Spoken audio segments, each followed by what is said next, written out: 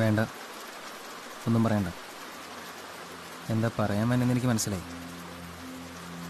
ഈ പ്രായത്തിലൊരു പെൺകുട്ടിക്ക് മുതിർന്നൊരാണിനോട് തോന്നുന്നൊരു ഐറ്റം, അത് ഊതി ഉറപ്പിച്ച് വലുതാക്കാൻ തോന്നും.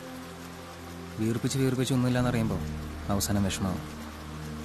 ഇപ്പോൾ പഠിക്കുന്ന പ്രായം, അച്ഛനേക്കാൾ കൈപ്പണിയുള്ളൊരു ഡോക്ടർ അല്ലെങ്കിൽ അതിലും മേലെ എത്താനുള്ള ഒരാളാണ്.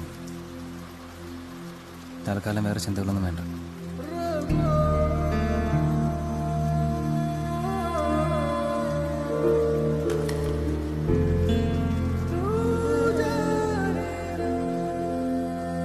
മഴ തോറും ഞാൻ വീട്ടിൽ കൊണ്ടുവിടാം. വേണ്ട, എന്തെങ്കിലും ബൈക്കോട്ട്.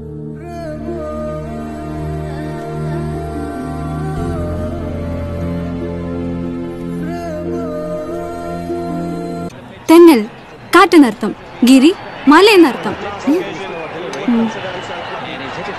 ആളിവിടെ പ്രൊവിഡൻസിൽ ഗസ്റ്റ് ലെക്ചറാ, യുവ എഴുത്തുകാരി.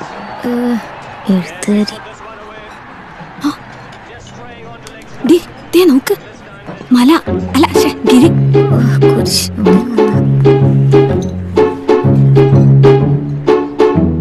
ഇവളെ കുറ്റം പറയാനൊക്കില്ല, 5 കൊല്ലം കാത്തിരിക്കാനുള്ള ആളൊക്കെ ഉണ്ട്.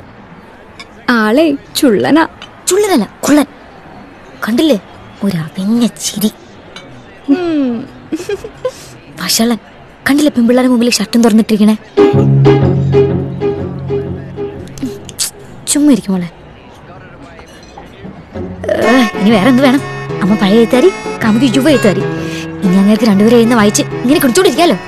നീ എന്തിനാ അസുഖപ്പെടുന്നേ? അവരമ്മ എന്നാലും ചർച്ചയാ. അതെ.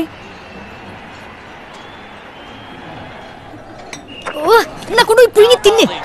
എന്തൊരു സാധനം ഇത്?